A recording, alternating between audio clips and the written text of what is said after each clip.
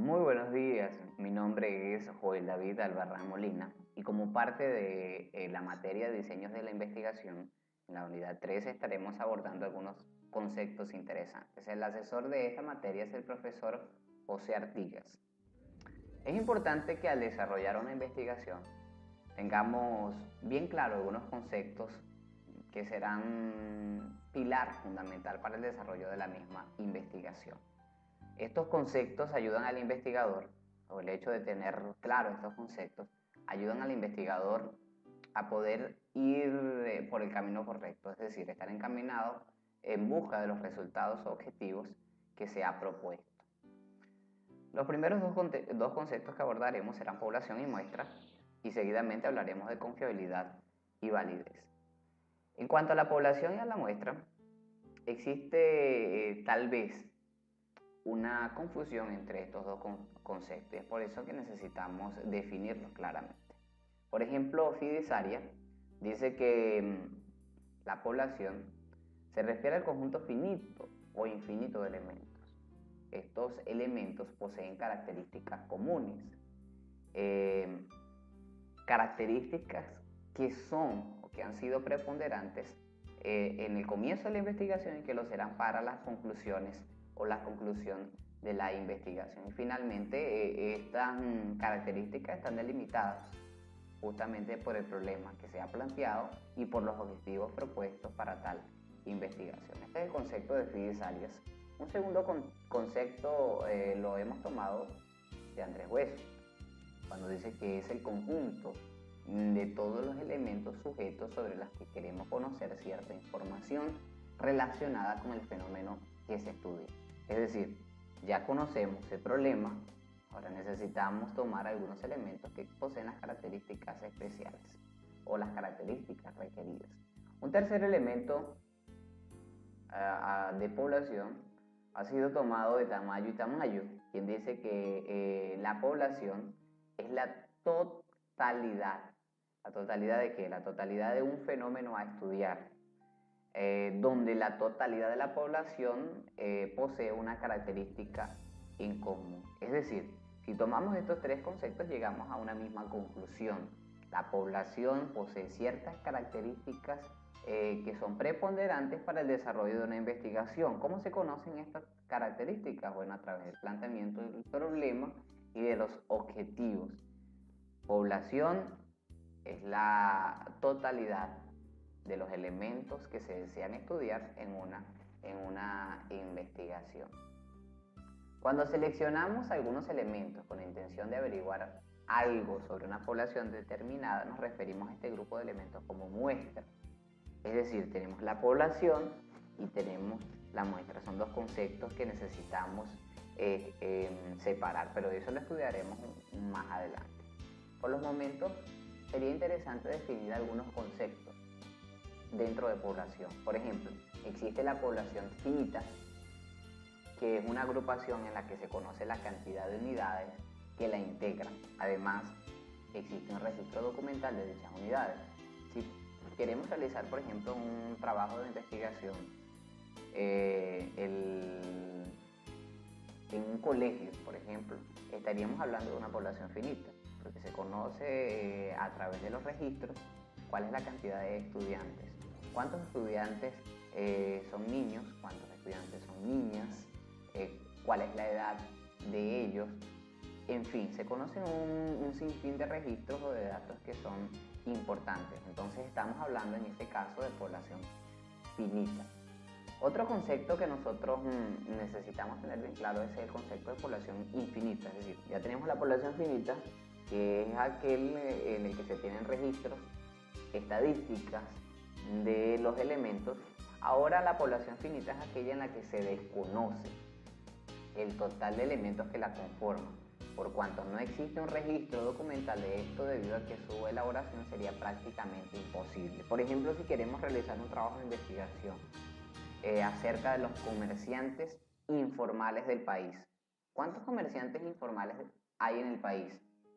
No existe un registro como tal y por lo tanto la investigación se estaría desarrollando en base a una población infinita. En este caso existe un tercer concepto muy útil que es el concepto de población accesible.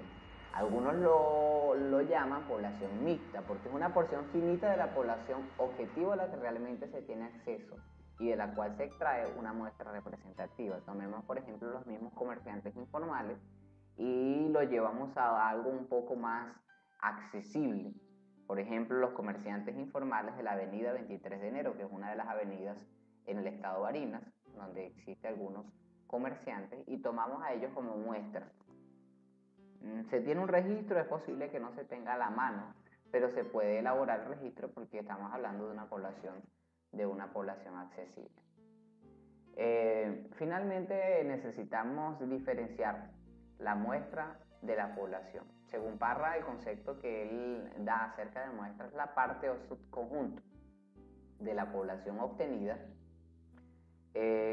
a investigar propiedades, a través de lo cual, o que son tomadas de la población que se posee. Es decir, tenemos la población que ya posee ciertas características que me sirven a mí como investigador para desarrollar o que van en fin del problema y de los objetivos de la investigación. Ahora yo tomo una parte o subconjunto importante de esta misma población que posee aún características más parecidas a aquellas que yo necesito para poder realizar mi trabajo de investigación. La muestra descansa en el principio de las partes, de que las partes representan al todo y por tal refleja las características que definen la población de la que fue extraída, lo cual nos indica que es representativa. Por lo tanto, la validez de la generalización depende de la validez y el tamaño de la muestra. Para que un proyecto de investigación pueda tener validez en cuanto a la muestra obtenida de la población total, es necesario que como investigador podamos determinar o delimitar las características. Sí, tomamos del todo aquella muestra, pero necesitamos que esa muestra realmente sea representativa de aquel todo que nosotros estamos investigando. Por ejemplo, en el siguiente diagrama que estamos viendo en pantalla, hablando de un colegio, podemos decir que un colegio es la población total, mientras que tomamos a algún salón en específico que representaría la muestra como tal, para nuestro trabajo de investigación o como ejemplo de nuestro trabajo de investigación. Otro concepto que necesitamos definir es la confiabilidad y la validez. Son dos conceptos muy parecidos, pero que se necesita también definir claramente y hablar un poco de las diferencias de ellos y de las similitudes. Todo instrumento de medición o de recolección de datos debe tener por lo menos confiabilidad y validez. Una persona confiable, por ejemplo, es una persona que todo aquello que hace tiene, o sea, que ha tenido buenos resultados en aquello que hace. Por ejemplo, usted le pide un favor a un vecino y él lo hace tal cual como él lo dice, ya comienza a convertirse en una persona confiable. Ahora, si esa persona continuamente realiza cosas que tienen éxito en aquello que él dice, con aquello que él hace, entonces se vuelve una persona confiable. En un proyecto de investigación, la confiabilidad y validez son importantes. Imagínese realizar algo que usted sabe que no va a funcionar. Obviamente el investigador desiste en aquello que realiza. Por lo tanto, la confiabilidad y validez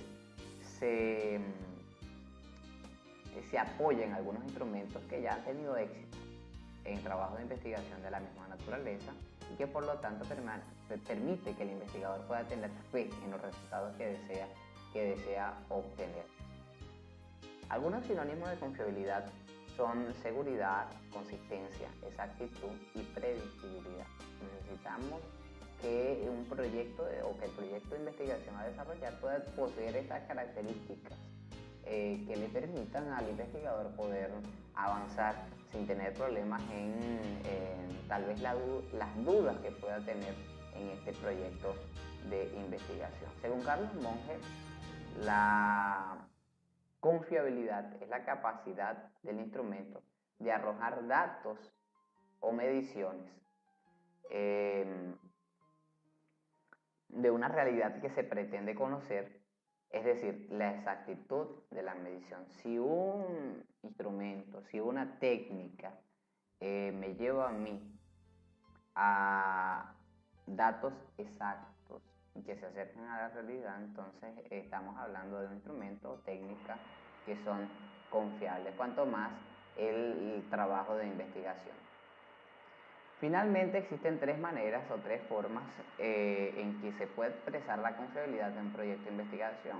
Estas formas se puede hacer a través de tres preguntas. La primera, ¿se mide el mismo conjunto de objetos una y otra vez con el mismo instrumento de medición o con uno comparable? Es decir, necesitamos tener como referencia algún otro instrumento. Entonces, vamos a la naturaleza del proyecto, vemos que otros proyectos de la misma naturaleza han sido elaborados y se ha usado aquel instrumento. Entonces necesitamos preguntar, ¿será que se mide el mismo conjunto de objetos una y otra vez con el mismo instrumento de medición o es necesario cambiar ese instrumento de medición? Segundo, ¿son las medidas obtenidas en un instrumento de medición las medidas verdaderas? El investigador siempre va a tener un punto de referencia que lo acerque a la realidad. Por lo tanto, debe preguntarse si las medidas obtenidas por un instrumento son las medidas verdaderas. Y tercero, ¿qué cantidad de error de medición existe en un instrumento? La cantidad de error va a permitirle al investigador ser consciente de la naturaleza del proyecto de investigación con el que está trabajando y las posibilidades de los resultados. Por ejemplo, un ejemplo de confiabilidad es la siguiente tabla, que nos muestra algunos valores o puntajes dados a algunos estudiantes. En la primera aplicación vemos, por ejemplo, que Mariana tiene 135 y Viridiana, la segunda estudiante, tiene 125. En la segunda aplicación de la misma prueba, Mariana baja su puntaje a 110 y Viridiana a 105. Y en la tercera aplicación, Mariana aumenta su porcentaje o su puntaje a 118, mientras Viridiana lo aumenta solamente a 108.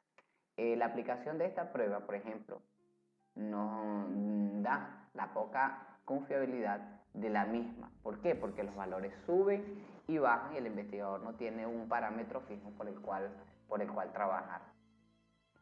En cuanto a la validez, se refiere al grado en que un instrumento realmente mide la variable que pretende medir. La validez toma de la confiabilidad